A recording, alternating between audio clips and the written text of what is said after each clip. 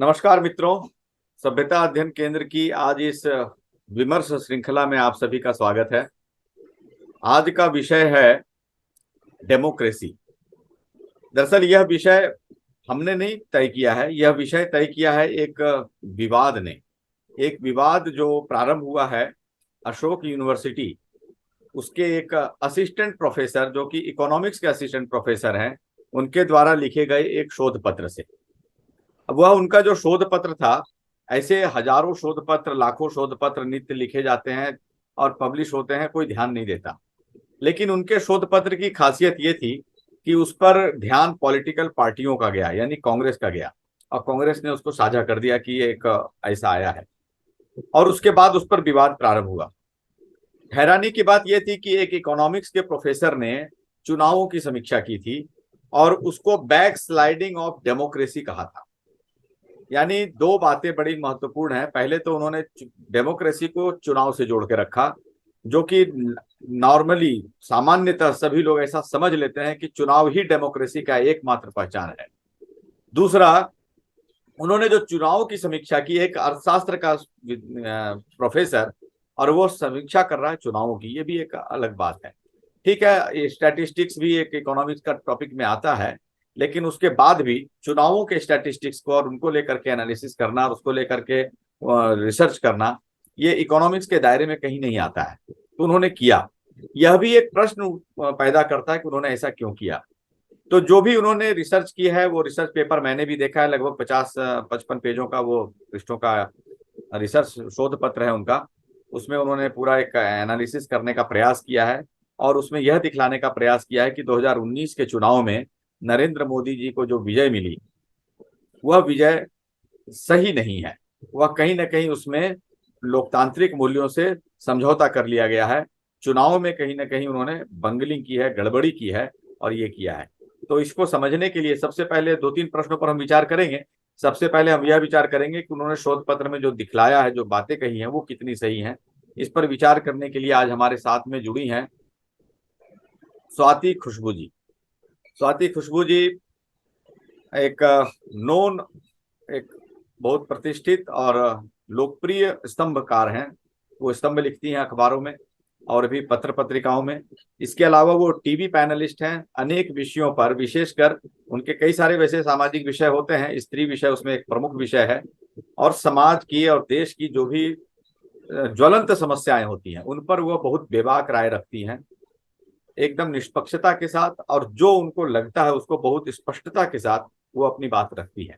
इसके साथ मैं बताऊं, वो एक बहुत अच्छी कवयित्री भी हैं और कवयित्री के नाते अनेक मंचों पर उनका जाना होता है। मैंने जब इस विषय को लेने का सोचा था, मैंने कई ऐसे अपने जो गुरुजन हैं उनको मैंने ये शोध पत्र भेजा और मैंने उनसे आग्रह किया कि इस पर कुछ वो मत दें। वो व्यस्तता के कारण वो नहीं कर पाए। फिर मैं ढूंढ रहा था कि किसी ने इस पर एनालिसिस किया हो, तो मुझे पहला जो आलेख मिला वो स्वाति जी का मिला। उन्होंने उसकी अच्छी एनालिसिस की थी, तो मैंने उनसे आग्रह किया और आज वो हमारे साथ में हैं। तो मैं उनसे सबसे पहले ये आग्रह करता हूं कि उसको इस शोध पत्र में उन्होंने क्या देखा उन्होंने, और उनको क्या लगता है इसमें कितनी बातें सही कही गई हैं, कितना निष्पक्षता के साथ विचार किया गया है। पहले इस पर हम बात करते हैं, उसके बाद अगला कोई प्रश्न होगा तो हम लेंगे। स्वाति। बहुत बहुत आभार, सबको प्रणाम। आपने इस विषय के लिए मुझे चुना। मैं सबसे पहले तो इसके लिए आपको कोटि कोटि आभार व्यक्त करती हूँ, क्योंकि अमूमन बात हम अभी डेमोक्रेसी की करेंगे, लेकिन अमूमन जो सोसाइटल माइंड सेटअप हमारा हो गया है वो ऐसा हो गया है कि पॉलिटिक्स, उसमें भी डेटा एनालिसिस, और वो भी एक स्त्री, ये तीनों थोड़ा सा एक्सेप्टेंस के मामले में डेडली कॉम्बिनेशन माना जाता है। तो मुझे चुनने के लिए पहले तो बहुत बहुत आभार। नहीं, मैं एक और बात कहूं, देखिए मैं आपको थोड़ा टोकूंगा। जी, डाटा एनालिसिस और स्त्री को यदि कोई विरोधाभासी मानता है तो मुझे लगता है कि उसको समाज की और दुनिया की समझ नहीं है। डेटा एनालिसिस जो स्त्रियां कर सकती हैं, मुश्किल है कोई और कर सके। वो नित्य डेटा एनालिसिस करती है, उनके पास इतने डाटा जाते हैं, नित्य जी, उनका वो एनालिसिस करती हैं। ये सब तो छोटे डाटा है। बिल्कुल, आपने मूल भाव को पकड़ा कि ये स्त्री स्वभाव में ही है डेटा एनालिसिस।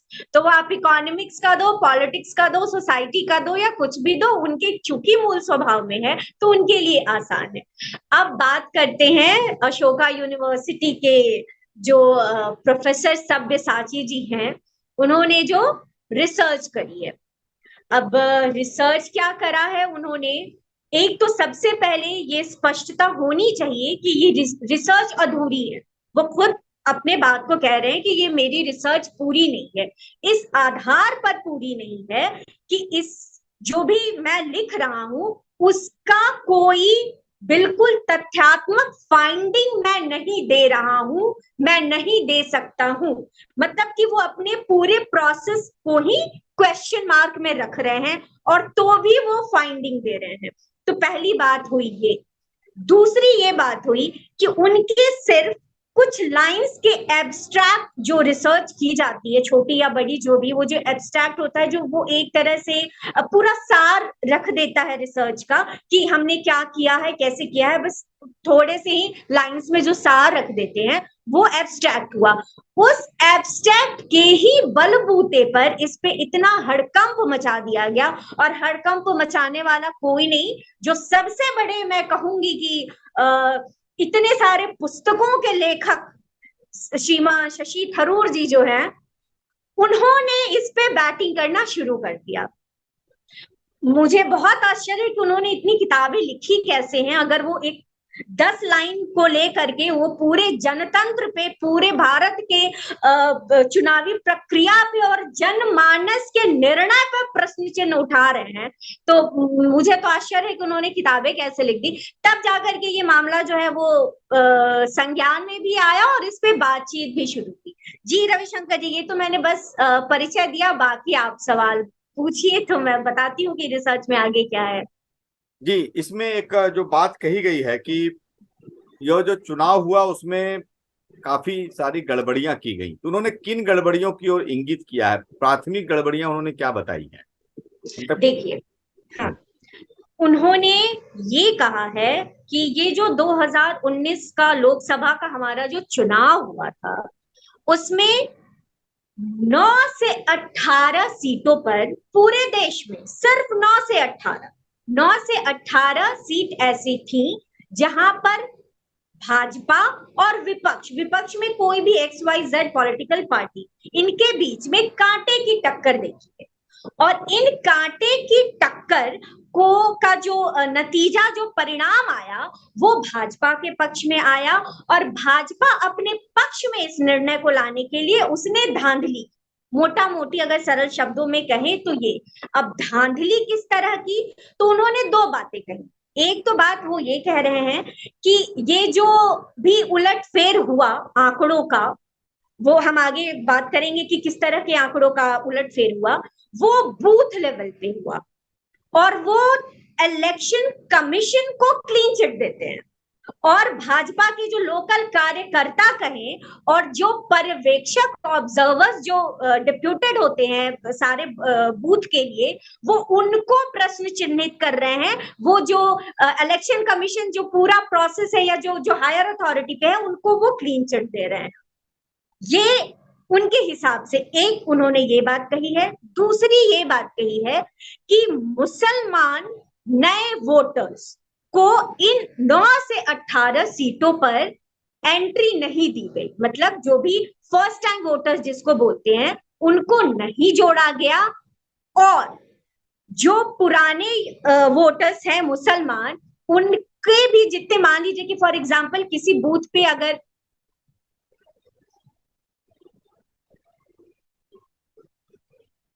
किसी बूथ पर अगर 100 मुसलमान वोटर्स हैं, तो उनके आंकड़ों में गड़बड़ी की गई। 100 की जगह आप मान लीजिए कि 20 या 25 को ही वोट देने का अधिकार दिया गया। इस वजह से नतीजे जो हैं वो भाजपा के पक्ष में आए, मुसलमान वोटर्स को वोट देने से रोक दिया गया। ये उनके हिसाब से गड़बड़ी का पैमाना है। फिर आगे वो कमाल की बात ये है कि ये भी कहते हैं कि मैं इसका रीजन ये भी मानता हूं कि जो बिल्कुल फोकस्ड कैंपेन्स भाजपा ने की चुनाव के दौरान, उन्होंने सारे पार्टीज को पता होती है कि हमारा ये बूथ कमजोर है या हम इस एरिया में हमारा कमजोर प्रदर्शन होगा, तो वो उस पर ध्यान देती है। ये सारे पॉलिटिकल पार्टीज के साथ होता है। वो इसका कारण है कि ये भी बताते हैं कि हो सकता है कि उन्होंने फोकस्ड कैंपेन करा हो, इस वजह से जो पुराने अगर लोकसभा चुनाव देखे जाएं उस इलाके के, वो पैटर्न हमें वोटिंग का ना देखने को मिला जो 2019 में मिला। वो ये भी बात कहते हैं, लेकिन अपने फिर इसी बात को वो सवालों के कटघरे में ला करके खड़ा कर देते हैं, ये बोलते हुए कि भाजपा का जो सबसे स्ट्रांग कैंपेन गया था और अभी वो लोग स्टिक हैं उस पे। आप उनके साधारण चुनावों को भी अगर देख लीजिएगा, म्यूनिसिपैलिटी के भी, तो डोर टू डोर कैंपेन, ये एक बहुत बड़ा कैंपेन है भाजपा का। वो इस कैंपेन को सिरे से नकारते हैं और इसको पूरा प्रॉक्सी घोषित कर देते हैं कि मैं इससे डोर टू डोर कैंपेन से भाजपा को जो फायदा होता है, मैं उस फायदे को शून्य कर रहा हूं। इसका अर्थ ये हुआ कि वो कैंपेनिंग और मेहनत को पीछे कर देते हैं और उनके दिमाग में जो बिल्कुल पकी हुई खिचड़ी रहती है कि मुसलमान वोटर्स के अधिकार छीन लिए गए, नए नहीं जोड़े गए, पुरानों को वोट देने नहीं दिया गया, उसको वो इस धांधली का कारण और आधार बना देते हैं। जी रविशंकर जी। जी, तो ये जो उन्होंने तर्क दिए हैं उनमें कितनी सत्यता है? क्या वास्तव में आपको लगता है कि जो मुस्लिम वोटों को वोट, एक तो प्रश्न यह है कि वोटर लिस्ट में उनका नाम था या नहीं, और यदि नाम नहीं था तो क्या उनको बूथ तक जाने से किसी ने रोक दिया? इनकी स्थापना क्या है? ये क्या कह रहे हैं? देखिए, उन्होंने जो वोट मार्जिन लिया है इन हाँ, 9 से 18 सीटों का, कि केवल 3 9 से से 18 सीटों का ही विश्लेषण है इसमें? बिल्कुल कमाल की बात तो यही है कि 18 सीट अगर मैं मान भी लूं कि भाजपा ने धांधली की, अगर मैं मान लूं, ये स्वीकार्य नहीं है। हाँ, हम चुनावी प्रक्रिया को और इलेक्शन कमीशन को कटघरे में नहीं खड़ा कर सकते। मैं आगे बताऊंगी, बाकी डेटाज इसको सपोर्ट भी करेंगे। अगर मान ले तो इसका फायदा क्या हुआ भाजपा या एनडीए को? 18 पे निकाल दे तो भी क्या प्रचंड बहुमत से भाजपा नहीं जीती 2019 में? तो ये 9 और 18 को औचित्य क्या है? और क्या मतलब हो अपनी सकता है ये सैंपल के रूप में उन्होंने अलग अलग स्टेट्स के ऐसे 18 सीट्स लिए हों और ये कहा हो कि चूंकि अलग अलग स्टेट्स में ऐसा हुआ है तो वहां पर मेजर चुनावों को उन्होंने इस तरीके से। ठीक है, उन्होंने ये बात कही है ना कि भाजपा शासित जो प्रदेश थे वहां धांधली हुई है, जी, उनके रिसर्च पेपर में है। मैं आऊंगी, इस पे भी आऊंगी कि जो शासित प्रदेश और जो गैर भाजपा शासित प्रदेश थे, उनमें जहां क्लोज फाइट्स होती है वहां किसको कितना फायदा हुआ है, मैं इस आंकड़े पर भी आऊं। तो अभी हम बात कर रहे थे कि जो वो ये बात बार बार कह रहे थे कि वोटर्स जो है मुसलमान को, जो मेन फोकस उनका वही था। 3 से 7% मार्जिन रहा है भाजपा और जो भी सेकंड पार्टी रही है, भाजपा जीती और जो भी सेकंड पार्टी थी। 3% वोटर्स का मतलब है 56,000 वोटर्स, और 7% लगभग लगभग 80,000। तो अगर एक बूथ की आप बात कर रहे हैं, तो क्या आप 60 से 80,000 वोटर्स के नाम में, नए नाम में एंट्री को क्या रोक सकते हैं, या पुराने एंट्रीज को क्या हटा सकते हैं? मतलब इसकी संभावना कितनी दिखती है? 60,000 कम नहीं होता, हम 3% भी मान के चले, 60,000 is not a small amount, ये बहुत बड़ी संख्या है। और अगर ऐसा हो रहा था तो वहां के मुसलमान वोटर्स उस समय उन्होंने आवाज क्यों नहीं उठाई? एक भी एफआईआर कहीं नहीं। या बाकी जो दल हैं, जो भी कांग्रेस रही या जो भी विपक्ष में रहता है, उन्होंने ये बात क्यों नहीं कही? क्योंकि 2019 में 2-4 सीटों पे बवाल मचे थे, भाजपा ने भी एक आध सीटों पे ये आवाज उठाई थी कि हमें निष्पक्ष वोटिंग नहीं करने दिया गया, ये भाजपा ने भी उठाया था। लेकिन उसी समय वो एक आध दिन में या उसी दिन वो चीजें बिल्कुल प्रकट हो गई थी। तो इतने अगर 9-18 सीट मान ले तो 18 सीट उस समय ये लोग क्या कर रहे थे? जो वोटर्स थे उन्होंने उस समय क्यों नहीं कहा, इलेक्शन कमीशन को कंप्लेन क्यों नहीं की, या जो विपक्ष था उस समय मौन क्यों था? ये जब अगला लोकसभा हमारा सर पे है, सब तैयारियां कर रहे हैं, तो फिर इस बात को, और तब से ये 4-4.5 साल उनको नहीं मिला था ये रिसर्च करने के लिए, ये बस अभी जो 6-8 महीने बचे हुए हैं उनकी पूरी रिसर्च। अच्छा, वो एक बहुत लंबे सीट पे करते, मतलब कि बहुत नंबर्स ऑफ सीट्स अगर ज्यादा होती तो भी लगता कि चलो इनको समय लगा, लेकिन मुझे तो नहीं लगता 9 से 18 सीट कोई एक बहुत बड़ा वो है, क्योंकि अगर आप रिसर्चर हैं तो 9 से 18 सीट कोई बहुत ये बड़ी 9 से संख्या नहीं। 18 सीट जो उन्होंने ली भाजपा शासित राज्यों की ली, जी। तो कितने राज्यों की ली होंगी इन्होंने? 2 राज्य, 4 राज्य, कितने राज्यों की ली होंगी? उन्होंने, मुझे लगता है कि जितने भी भाजपा शासित प्रदेश थे सबसे एक दो उठाया उस समय 2019 में, जो भी वर्तमान में उस समय जो भी भाजपा की स्थिति थी। एक चीज ये, दूसरी चीज ये है कि अगर हम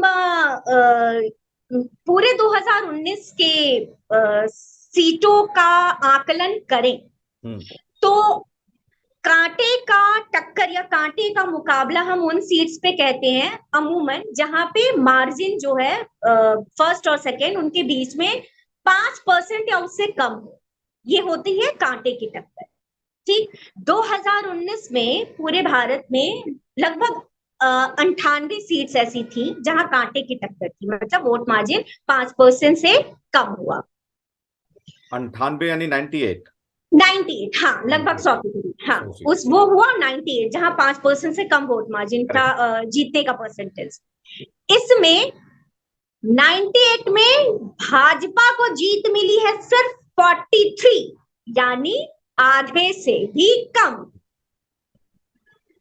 इसमें भी इन 43 में से 22 जीती है जहां वो शासन में थे, मतलब कि वो राज्य सरकार में थे, भाजपा शासित प्रदेश जिसको सब्यसाची जी बोल रहे हैं। 22 जीते हैं जो गैर भाजपा शासित प्रदेश था। 21 इस सीटें 21 गैर में भाजपा शासित राज्यों में इन्होंने जीती भाजपा ने। जी जी, तो अगर वो कांटे के टक्कर वाले सीट्स को फोकस में ले रहे हैं तो ये 21 क्या भाजपा को विपक्ष ने जिता दिया।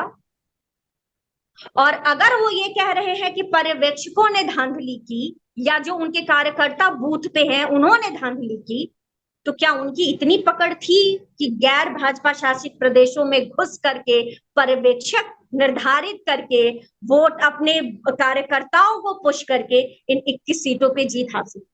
तो ये प्रश्न सब्यसाची जी के लिए है। और 43 पे भाजपा जीती, 98 में, बाकी में अन्य में आप सबको ले ले, कांग्रेस और बाकी सारे दलों को ले ले, तो क्या उनके भी जीतने का तरीका यही था? हाँ, उन्होंने इस इसका बारे अध्ययन में क्या कोई उन्होंने बात किया नहीं है की। इसका? नहीं, कोई जिक्र नहीं है।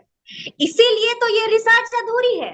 रिसर्च का क्या मतलब होता है? किसी भी विषय पर 360 डिग्री एनालिसिस, आपको पूरा वृत्त बनाना है। एक विषय अगर बिंदु है तो पूरा वृत्त बनाना है। आप दाएं या बाएं जा करके कोई रिसर्च नहीं कर सकते हाँ, हैं। लीनियर नहीं कर सकते, इसीलिए आपको पूरा एक बिल्कुल टोटल आपको होलिस्टिक आपने अप्रोच लेना पड़ेगा। बिल्कुल बिल्कुल, तो आपने ये तो किया नहीं, इसलिए मैं स्वयं इस पे प्रश्न उठाती हूँ कि फिर मैं तो इसे रिसर्च ही नहीं बोलूंगी। ये रिसर्च है क्या?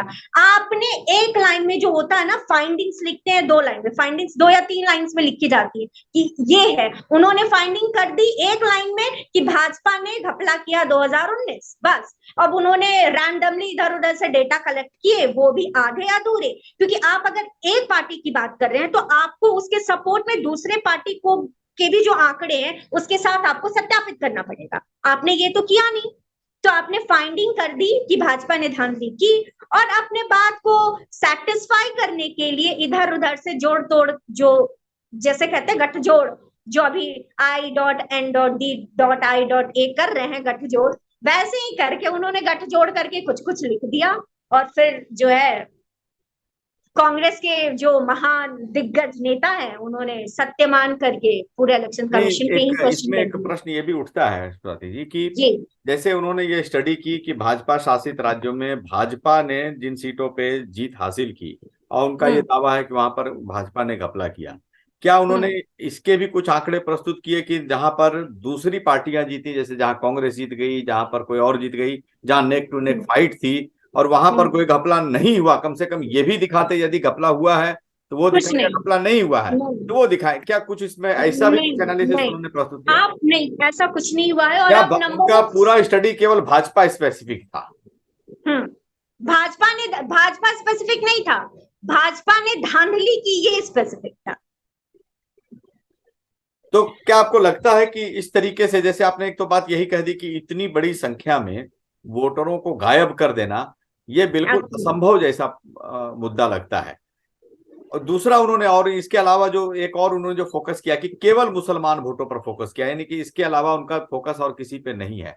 ये जो एकेडमिया का एक हमको इसको क्या कहेंगे, एक जो उनका चरित्र कहें, नियत कहें, या फिर उनके शोध करने का मानसिकता कहें, तो क्या उस पर ये प्रश्न चिन्ह नहीं खड़े करता है? मैंने जैसे पहले ही कहा कि हमने फाइंडिंग बता दी, और आपकी विचारधारा आपके इस एक वाक्य में परिलक्षित होती है, बहुत बेहतर ढंग से परिलक्षित होती है। आप तुष्टीकरण, ध्रुवीकरण सब समझ में आता है, क्योंकि इस बार लाल इलेक्शन है, सब समझ में आएगा। क्योंकि ना 76-77 सालों में ना कुछ भी बदला नहीं है, इस सेंस में नहीं बदला है कि तुष्टीकरण और ध्रुवीकरण की जो राजनीति है वो नहीं बदली है, और मुझे आगे कम से कम 50 सालों तक बदलती हुई नजर भी नहीं आ रही है। ये इतना गंभीर विषय है, इसलिए है क्योंकि प्रधानमंत्री को 76 साल बाद भी लाल किले से तुष्टीकरण पर कुठाराघात करना पड़ रहा है। तो इसका इम्पैक्ट जनमानस पर कितना है, और इसका इम्पैक्ट ऐसे लोग जो हैं, जो एक कहते हैं जो जो मॉब को लीड करते हैं, क्योंकि किसी ना किसी मॉब को तो लीड करते हैं, किसी कोई ना कोई तो इनके पीछे बिल्कुल है, एक छोटा सा ही मॉब, बट मॉब तो है इनके पीछे। तो जो इनको ये बस वो भेड़ों की तरह ये चरवाहे हैं, और आगे जैसे जैसे वो ले जाएंगे वो वैसे वैसे जाएंगे। तो ध्रुवीकरण और तुष्टीकरण तो है, इसमें कोई संदेह नहीं है। आप बताइए, ये छोटा सा रिसर्च, जो रिसर्च भी कायदे से नहीं कहने लायक है, उसको शशि थरूर जैसे कांग्रेस के दिग्गज नेता को शेयर करने की, ट्वीट करने की क्या जरूरत पड़ी? क्या जरूरत थी? वो अगर छोटे लेवल पे छोटे जो लीडर्स हैं कांग्रेस के या अन्य पॉलिटिकल पार्टीज के, वो कर देते, मुझे बात तब भी समझ में आती, ठीक है। लेकिन एक इतना मतलब जिसको प्रबुद्ध, शशि थरूर जी प्रबुद्ध वर्ग में आते हैं, है ना, अगर वो इंसान कर रहा है तो वो इसको डायरेक्शन क्या दे रहा है? ये तो अब जनता उतनी बेवकूफ नहीं है, जनता समझ रही है कि वो डायरेक्शन क्या है। इसमें एक और प्रश्न उठ रहा है कि जी। यदि उनके रिसर्च में दम नहीं था तो इस पर जो भी उत्तर प्रश्नोत्तर होते, उसको उनको निकाला क्यों गया विश्वविद्यालय से? पहला प्रश्न। और दूसरा प्रश्न इसमें यह भी जुड़ा है, उनके साथ विश्व के 300 अकादमिक लोगों ने, 300 से अधिक लोगों ने उनके समर्थन में पत्र लिखा, हस्ताक्षर किए और पत्र लिखा। इसको आप कैसे देखती हैं? पहले मैं सेकंड पार्ट पे आऊंगी, अवार्ड वापसी गैंग। अब इस शब्द से सब भली भांति परिचित हैं। मैंने जैसे कहा कि ये उन चारवाहों की तरह हैं जो भेड़ों को लीड करते हैं, और ये मैं एक तरह से बहुत सकारात्मकता के साथ इसे बोल रही हूँ, मैं बहुत निगेटिविटी के साथ शब्द चयन नहीं कर रही हूँ। ये लोग जिसको आप, या मैं अगर अगर अर्बन नक्सल की तरह देखे, जो दिमाग से खेलते हैं, है ना, तो ये वैसे लोग हैं, और इनका भी अपना एक मॉब है। क्योंकि कोई भी जन चेतना है या कोई सोच है या कोई विचार है, वो उससे प्रभावित कोई एक नहीं होता है। हो सकता है उससे प्रभावित कहीं किसी विचारधारा से 1000 लोग हैं, और किसी से 100, और किसी से 10। तो ये एक इनकी संख्या तो है। तो वो वही है कि मतलब अगर एक कुछ ऐसा बोलेगा या कुछ ऐसा करेगा, तो बाकी तो साथ देंगे ही देंगे, उनको तो करना ही है, क्योंकि उनको इम्पैक्ट अब अगले चुनाव पे डालना है। आप उसके बाद की सारी चीजों को देखिए ना, अजीज कुरैशी जी का जो बयान आया अभी 4-5 रोज पहले मुसलमानों को लेकर के, कि और उन्होंने बहुत रिफाइंड वे में बोला। क्या बोला उन्होंने? कि रोजगार नहीं दे रहे हैं आप, तो क्या हम आपको वोट देंगे? हम 20 करोड़ है कि 30 करोड़ है, 1-2 करोड़ मर भी जाए तो कोई हम पे फर्क नहीं पड़ता है। ये पूर्व राज्यपाल का स्टेटमेंट है। तो आप देख रहे हैं कि स्टेप बाय स्टेप ये किस ओर लेकर के जा रहे हैं। और चूंकि मैं लोगों के बीच में रहती हूँ, मैं इंटरैक्ट करती हूँ, डिबेट्स में हूँ, वहां कितने लोगों से मिलती हूँ, मैं इसका असर भी इन सारी बातों का देख रही हूँ। हाँ, थोड़े से अब ये ना जिसको कहते हैं ना कि क्लेवरली प्ले कर रहे हैं, जैसे इन्होंने अपने बात को प्ले करने के लिए टूल बनाया रिसर्च पेपर, राइट, कि ये रिफाइंड है, हम ऐसे ही कुछ नहीं बोल रहे हैं। वैसे ही अजीज कुरैशी जी ने जो अपनी बात कही, उसको उन्होंने उसका पॉइंट क्या बना दिया, उसका पॉइंट बना दिया बेरोजगारी। तो ये काम वही कर रहे हैं, बस थोड़ा सा दिमाग अप्लाई करके कर रहे हैं। और आपके प्रश्न का पहला भाग क्या था? इन्होंने हाँ, पहला भाग अब मुझे भी स्मरण से निकल गया, लेकिन मैं इसमें एक और प्रश्न इसमें मैं जोड़ रहा हूँ कि ऐसे जो राजनीतिक बायसेस हैं, एक अकादमिक जगत में ऐसे राजनीतिक बायसेस का, पक्षपातिता का विद्यार्थियों पे क्या प्रभाव पड़ता होगा?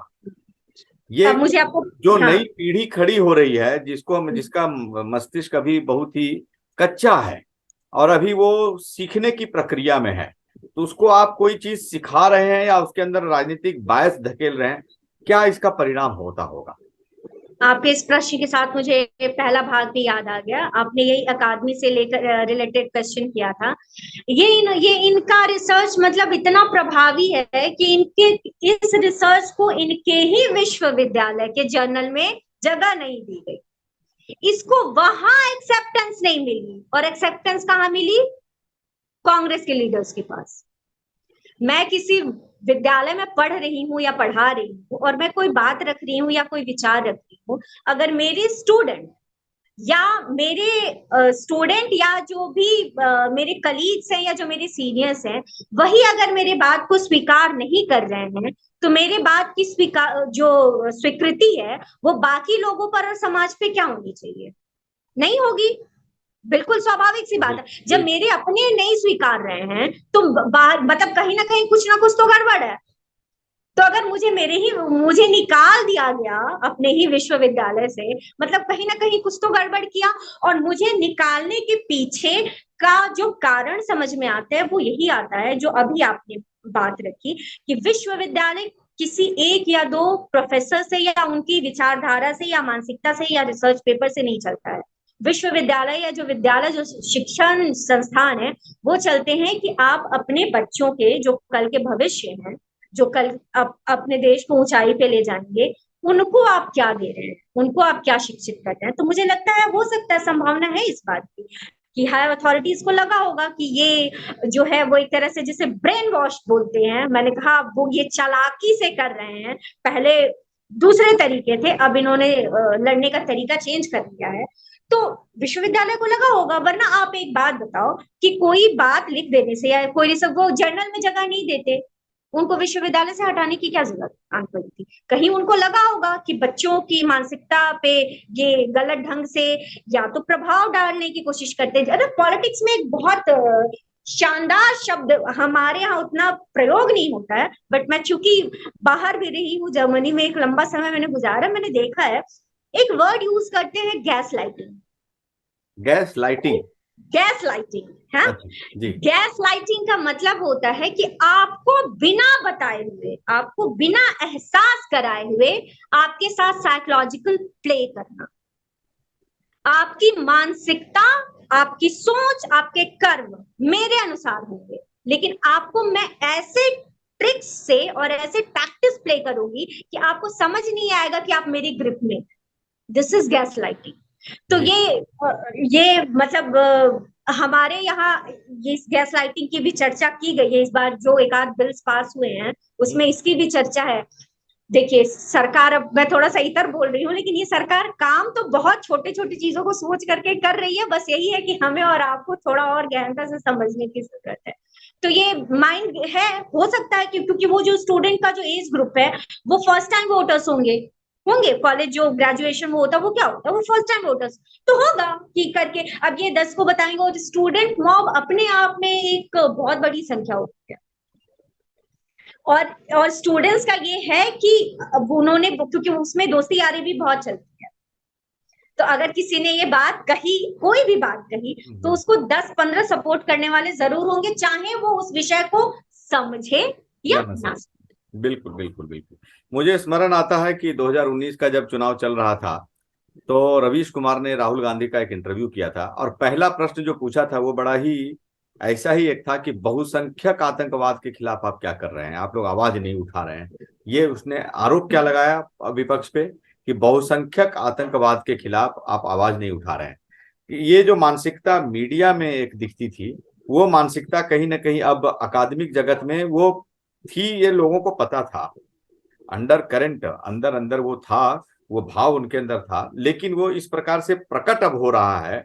और मुझे लगता है कि ये केवल अशोक यूनिवर्सिटी तक सीमित रहा होगा, ऐसा नहीं है। ये कहीं ना कहीं यही मानसिकता कहीं ना कहीं दिल्ली विश्वविद्यालय में दिखती है, कहीं ना कहीं जवाहरलाल जेन्युइन, नेहरू विश्वविद्यालय में दिखती है, भारत के जानना लगभग भी है। विश्वविद्यालयों में यह कहीं ना कहीं मानसिकता दिखती है। इसका क्या कारण आप देखते हैं कि ये मानसिकता आखिर विश्वविद्यालयों में कैसे पेनिट्रेट कर रही है, और ये राजनीति कैसे विश्वविद्यालयों में पेनिट्रेट कर रही है? बिल्कुल। इसका अकादमिक जगत में ये पॉलिटिक्स का प्रवेश ये कितना ठीक है, और ये इसको कैसे रोका जा सकता है?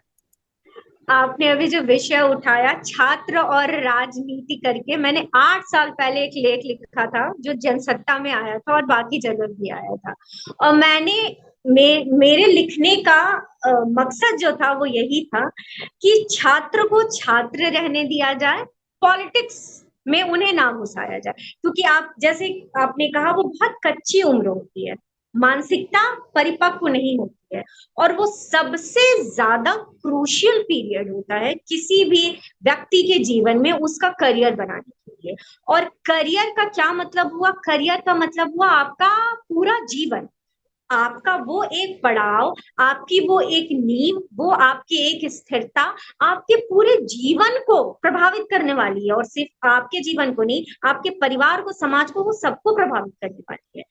तो मैं हमेशा से ये बात करती हूँ, हालांकि मुझे उदाहरण दिए जाते हैं कि अरुण जेट, बहुत सारे हैं, अरुण जेटली है, इवन सीतारमन जी के लिए भी लोग कहते हैं कि ये लोग स्टूडेंट से, मतलब स्टूडेंट लाइफ से, पॉलिटिक्स से निकले, कितने अच्छे अच्छे नेता हैं। ठीक है, लेकिन अगर किसी साल अगर मैं 4 नेता ऐसे मान लूं कि अच्छे निकल रहे हैं, उन 4 को निकालने में जो हम 400 को बर्बाद कर रहे हैं, वो आंकड़ा हम क्यों नहीं देखते हैं? इसी राजनीति एक साल में 4 नेता अच्छे नहीं निकल रहे, यदि इस ये मैंने स्पीड कहा, रहती, मैं बहुत ऑप्टिमिस्टिक हो गई कि प्रत्येक वर्ष यदि 4 अच्छे नेता ये निकाल दें, ये स्पीड रहेगी, तो देश का राजनीति का भाग्य बदल जाएगा, दृश्य बदल मैं जाएगा। मैं बहुत ऑप्टिमिस्टिक होकर के ये बात बोल रही हूँ, हालांकि ये नहीं है, मुझे ये मैं लगता है खुद। कि ये आप कहें 10 साल में कोई एक आध नेता निकाल दें अच्छा। बिल्कुल, क्योंकि अभी भी हम उदाहरण किसका देते हैं? अरुण जेटली का देते हाँ, हैं। आज के अरुण डेट में हम जेटली की भी कन्हैया कुमार का राजनीति पर उदाहरण बहुत नहीं सवाल देते। हैं, मैं उसको अभी नहीं छेड़ूंगा। तो मुझे यही लगता है बस। और एक तो जो विपक्ष है उसके दिमाग में तो बुरी तरह से ये बैठ ही गया, और जो सच्चाई है, अभी आप वो सी वोटर्स का सर्वे अभी 3-4 रोज पहले का है, छत्तीसगढ़ में कांग्रेस की जीत दिखा रहे हैं, करेक्ट दिखा रहे हैं। वो बहुत कम, मतलब वोट परसेंटेज का मार्जिन भी बहुत कम है, 45 और 42 है कांग्रेस और बीजेपी के बीच में, सीटों का आंकड़ा भी बहुत कम है। लेकिन उसी छत्तीसगढ़ में वही सी वोटर्स जो है वो सर्वे करते हैं, अभी भी प्राइम मिनिस्टर के रूप में 62% लोगों का कहना है, और मानना और चुनना है माननीय नरेंद्र मोदी जी का। तो आप तो सवाल उठा नहीं सकते हैं, अभी भी सेंटर के लिए भारत को भाजपा से इतर और कोई नहीं दिख रहा है। ये एक बहुत बड़ी सच्चाई है जिसको विपक्ष बहुत अच्छे से जान रहा है। वो जान रहा है, तभी तो केजरीवाल और कांग्रेस एक साथ आ गए, फिर आ गए। नहीं इसमें आप सोचिए, ममता बनर्जी और वामपंथ एक साथ आ गया। मतलब कि इससे ज्यादा मिराकल्स तो हो ही नहीं सकते हैं, बाप और है ये मेमले आ एक गया साथ ना। खड़े हो गए हैं।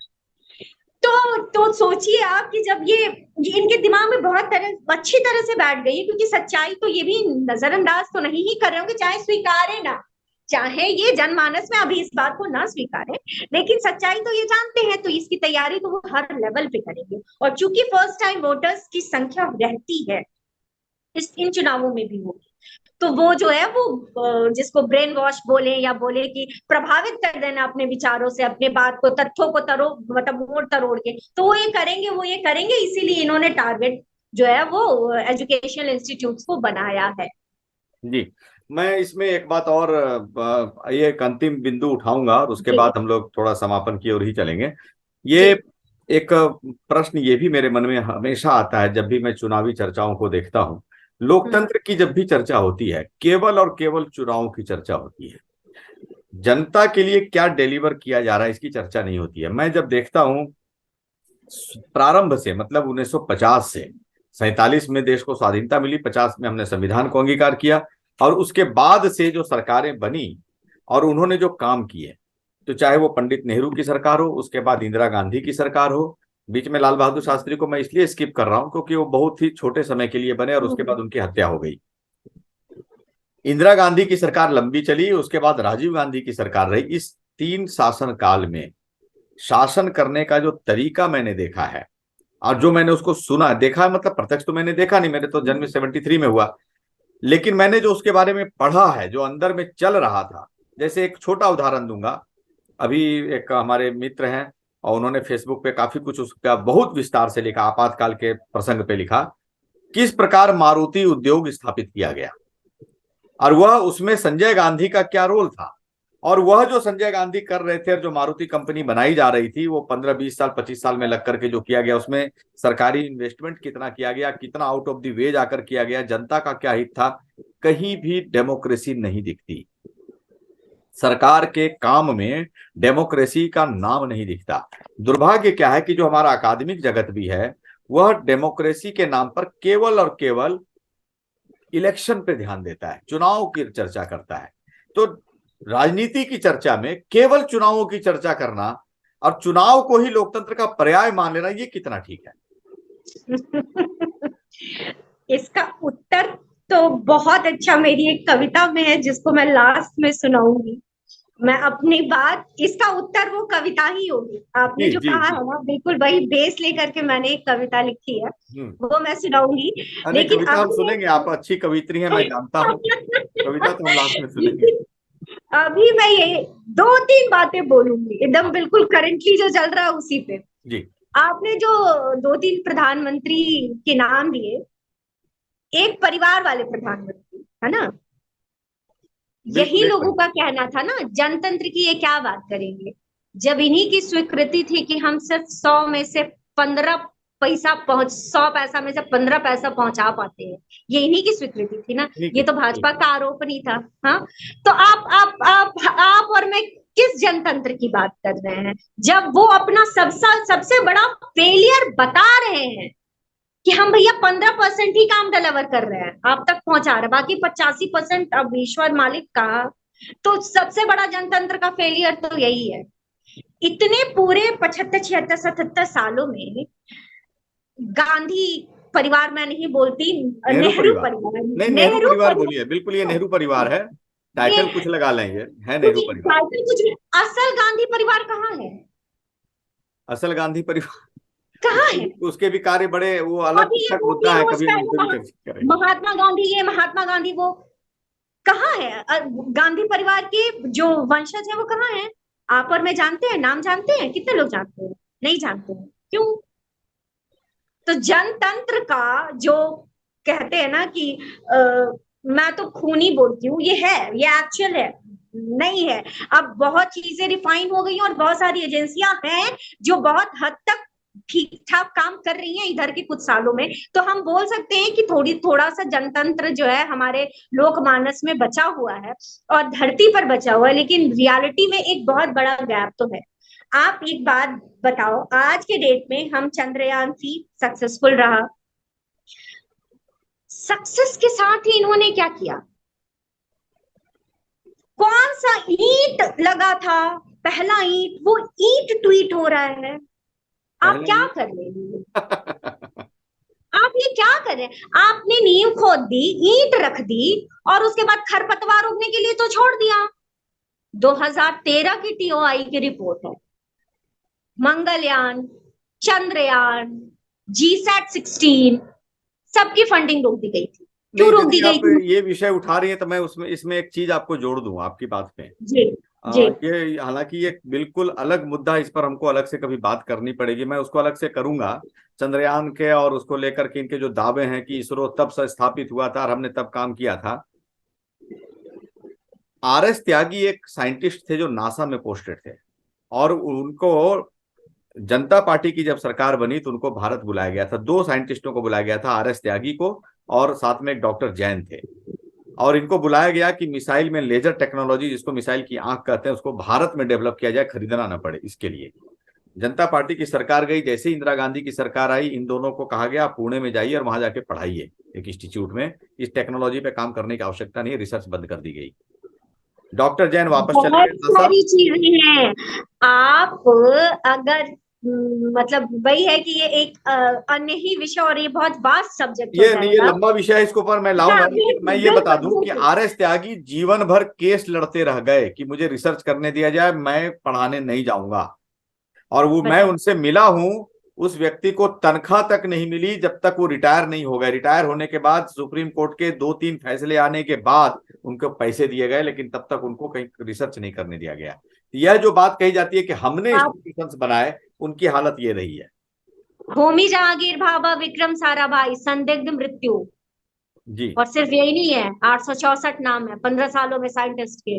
कौन जिम्मेदार? बिल्कुल, इसलिए ये विषय अलग से हम उठाएंगे, कभी इस पर हम अलग से चर्चा करेंगे। बिल्कुल बिल्कुल आज जो बिल्कुल। अब मैं चर्चा का अपनी विषय लोकतंत्र, ये इन्होंने कितना लोकतंत्र का पालन किया है। बिल्कुल सही बात।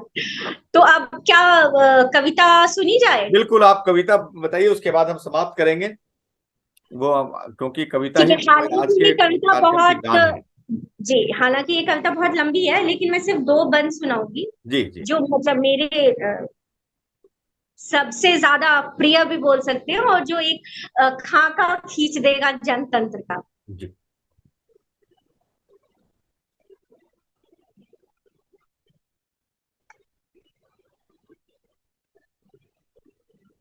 मैं सिर्फ पहला और आखिरी बंद सुनाऊं। जन के द्वारा जनता शासन का जो पाठ पढ़ाता है, जन के द्वारा जनता शासन का जो पाठ पढ़ाता है, जिसके स्तंभों पर भारत यह खड़े खड़े मुस्कुराता है। जन के द्वारा जनता शासन का जो पाठ पढ़ाता है, जिसके स्तंभों पर भारत यह खड़े खड़े मुस्कुराता है। लोकतंत्र से जनमानस का सगे रक्त का नाता है, सकारात्मक राजनीति से देश धन्य हो जाता है। सकारात्मक राजनीति से देश धन्य हो जाता है। हमने अनसुलझे प्रश्नों के उत्तर नहीं सहेजे हैं, जंगल के चोर उचक्के डाकू भी संसद में भेजे हैं।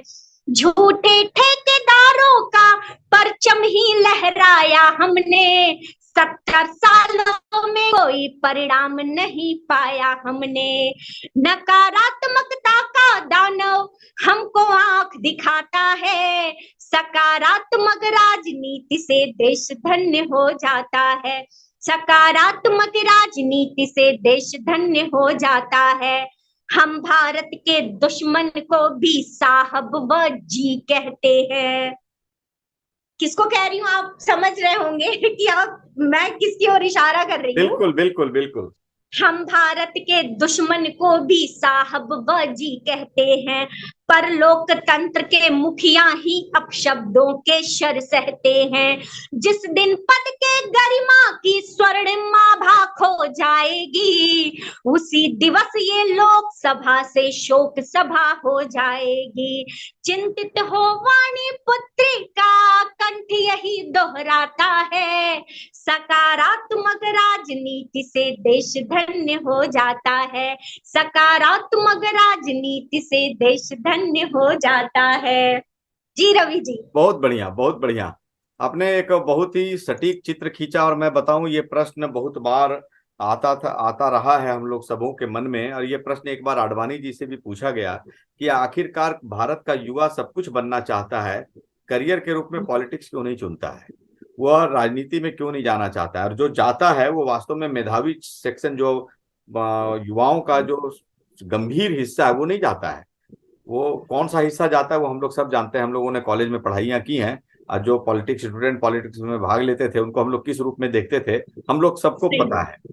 तो बहुत ही दुखद स्थिति है। और इसमें इस प्रकार का शोध होना हमेशा उसका स्वागत होना चाहिए। कोई व्यक्ति शोध करे, उसका स्वागत होना चाहिए।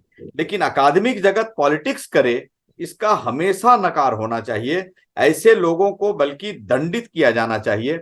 मैं मानता हूं कि जो राम के काल में शंबुक नाम का कोई व्यक्ति हुआ था, वो ऐसे सब लोग जो इस प्रकार के राजनीति करने वाले, और वो भी अकादमिक जगत के लोग राजनीति कर रहे हैं, तो वो शंबुक ही हैं और वो वध योग्य हैं। बिल्कुल। वो इसीलिए वध योग्य हैं क्योंकि जो उनका मूल काम है उसको छोड़कर वह उस चुनावी पॉलिटिक्स में लगे हैं, उसका एक औजार बन रहे हैं, उसका एक हथियार बन रहे हैं। सब्यसाची दास ने भी यही काम किया है और इसके लिए उनको जो दंड मिला है वो दंड मिला है, लेकिन उनके पक्ष में जो लोग खड़े हैं वो निर्द्वंद घूम रहे हैं। इस पर निश्चित रूप से देश को ध्यान देना चाहिए, सरकार को भी ध्यान देना चाहिए, और मुझे लगता है कि जो अकादमिक जगत है उस वह भी इसका अवश्य संज्ञान लेगा। आज की बात हम लोग यहाँ समाप्त करते हैं। स्वाति जी को बहुत बहुत धन्यवाद, उन्होंने बहुत व्यस्त दिनचर्या में से समय निकाला, और हमारे साथ जो श्रोता जुड़े उनका भी धन्यवाद, आभार, नमस्कार। नमस्कार।